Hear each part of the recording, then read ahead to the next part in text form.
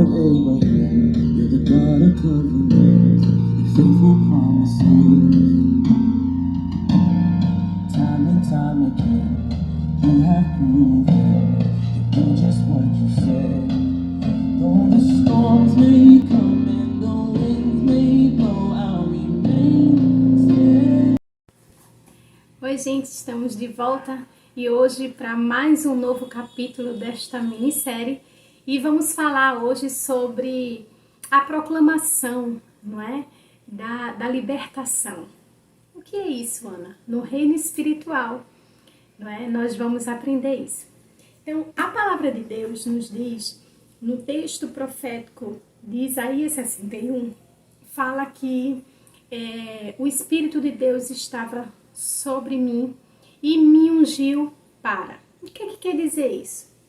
Quando Jesus teve essa unção do Espírito, né, ele teve também a unção de libertar os cativos e os oprimidos. E hoje a gente vai aprender, não é, sobre essa unção que liberta. E essa unção que Jesus recebeu quando recebeu o Espírito, né? Isaías, no texto profético dele, Isaías 61, e também no texto de Lucas, fala, não é, sobre isso. 700 anos antes do nascimento de Cristo, né, o profeta Isaías estava falando, e o Espírito está sobre mim e me ungiu para. E depois, quando Jesus, chega o tempo dele, e ele vai para a sinagoga, vai para a cidade onde ele tinha sido criado, e ele está na sinagoga ensinando, e aí ele pega justamente o livro, não é, do profeta Isaías. E aí ele diz, o Espírito de Deus que está sobre mim, me ungiu para. Me ungiu para quê? Me ungiu para libertar os cativos, né, e os oprimidos. Deixa eu te dizer uma coisa. A Bíblia, quando fala a palavra né, ela está dizendo também.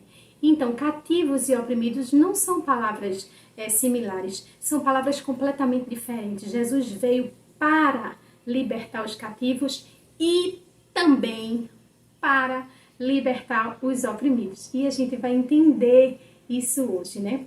O que é que significa essa libertação, essa unção que Jesus recebeu. Então, a gente, como está conversando, estudando sobre o reino espiritual, a gente precisa entender o que é o cativeiro, não é? E o que é a opressão. Vamos lá.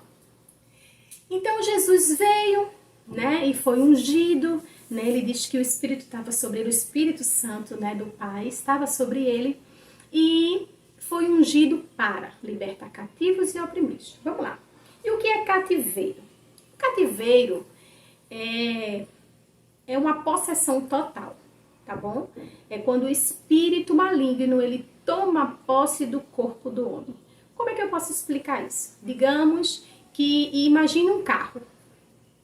Então, tem um carro, o homem está dentro deste carro, mas o carro, para ele ser ligado, né, para ele andar, para ele funcionar, precisa que o homem gire a chave, não é? Aperte na embreagem, passe a marcha, acelere e aí sim o carro anda, o carro funciona. Também é assim no cativeiro. O espírito maligno está dentro do corpo do homem. Então, dentro do corpo do homem tem a possessão completa, né? O cativeiro é a possessão completa, é o endemoniamento completo, não é? Então, como é que isso acontece? Portas espirituais abertas para dar legalidade para isso acontecer. Mas como é que eu posso dar de exemplo bíblico de uma possessão completa? O rei Nabucodonosor. Quantos anos ele passou com um bicho dentro dele? Né?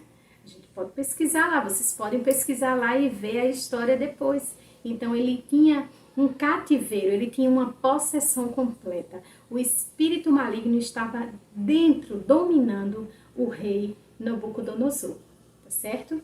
Então, este é o cativeiro, este é o significado do cativeiro. Mas, Ana, e o que é opressão? Opressão já é diferente, a opressão já é fora, não é? Uma opressão pode se tornar um cativeiro? Pode, e a gente vai ver isso. mas a opressão é fora. Como é que eu posso dar um exemplo para vocês de uma opressão? Um exemplo bíblico. Um exemplo bíblico, só voltando um pouco para o cativeiro, um exemplo natural, né, que eu dei o bíblico foi o rei Nabucodonosor. Mas nos dias de hoje da gente, um cativeiro é uma pessoa que se suicida. Uma pessoa que se suicida, ela está com a sua possessão completa. O cativeiro dela está completo. Então ela chega ao extremo suicídio, não é verdade? E voltando à opressão, o exemplo bíblico que a gente pode dar: cativeiro dentro, opressão fora. Na opressão, o demônio está ao redor, né? Está do lado de fora. Como é que eu posso dar um exemplo? Como se fosse uma marionete, né? Como se fosse o homem sendo controlado pelo aquele espírito maligno. Vai para ali, fala assim, faz assim, não é verdade? Por quê? Um exemplo bíblico a gente pode dar o rei Saul. O rei Saul, ele começou com uma possessão, ele começou com a opressão e terminou com a possessão completa. Ele se matou, né? Ele se suicidou, mas começou com uma opressão. Deixa eu te dar um exemplo, trazendo pra gente.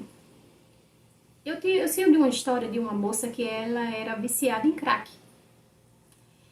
E ela estava no momento de opressão. Mas aí ela foi se drogando.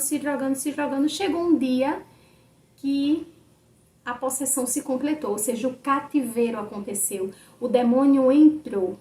E neste momento de possessão, ela mata os 3 filhos a facada. Então, é um nível altíssimo, né? O cativeiro é um nível altíssimo de possessão. E como é que ela saiu da opressão e foi para o cativeiro completo?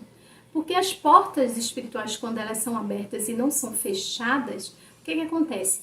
Aquilo vai crescendo. Aquela quantidade de demônio que entrou, se você não fecha, como é que fecha?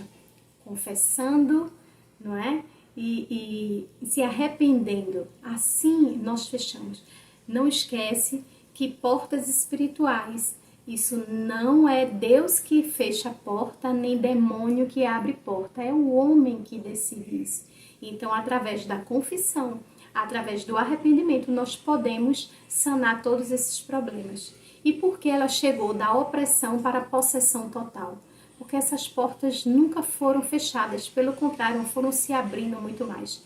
Porque o rei Saul começou da opressão e foi até o cativeiro, né, da possessão completa, até que se suicidou, porque as portas nunca foram fechadas. Ele foi pecando, indo contra Deus, ao ponto de que a possessão se completou e virou cativeiro. E o rei Nabucodonosor já foi um cativeiro completo de cara, né? Anos ele se passou com um bicho dentro dele. Então, assim, a gente tem que tomar muito cuidado. Mas aí Jesus veio para salvar os cativos e os oprimidos. Mas para isso, você precisa abrir a porta da luz, né? Para que ele entre, como na confissão, no arrependimento. E aí Jesus entra e expulsa os demônios. Não é verdade? Essa legalidade quem dá é o homem, não esquece disso. Essa legalidade quem dá somos nós, nesse link do reino natural com o reino espiritual. E se você quiser saber mais, eu te espero no próximo capítulo. Deus abençoe.